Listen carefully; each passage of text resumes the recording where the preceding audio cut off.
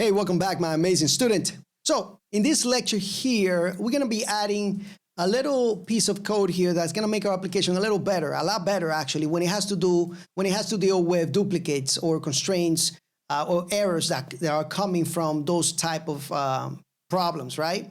So we added something. If we go into routes, we added an exception here when we create an email, right? When we create a contact. We added this exception. Now, this exception, the problem with this is that it is too broad, especially when it finds a duplicate email. It's going to trigger, right? It's going to trigger, but it's going to also trigger for everything, for syntax errors, for keyboard interrupts, for any SQLAlchemy errors, it's going to trigger. It's going to trigger for everything. We don't want this to happen for everything, right? We want this to happen for things like, if you go to your model, you can see that we have this unique true here for emails. We want this to happen for emails mostly, for anything that has to do with our database, SQLAlchemy stuff, constraints, basically, all right? So we're gonna actually use a different type of exception that deals with this type of things.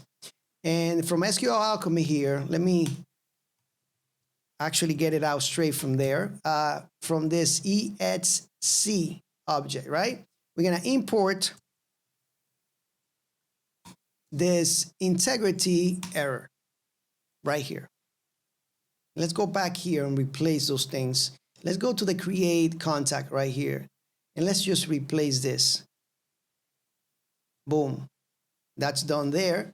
Let's go ahead and replace the other one for the update contact.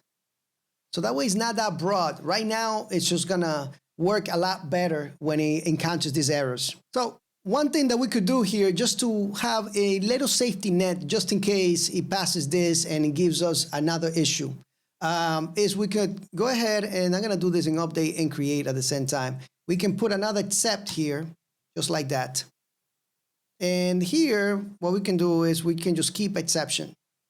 All right, we'll keep both. And we can do the same thing for create as well. Right here, we'll copy this guy here.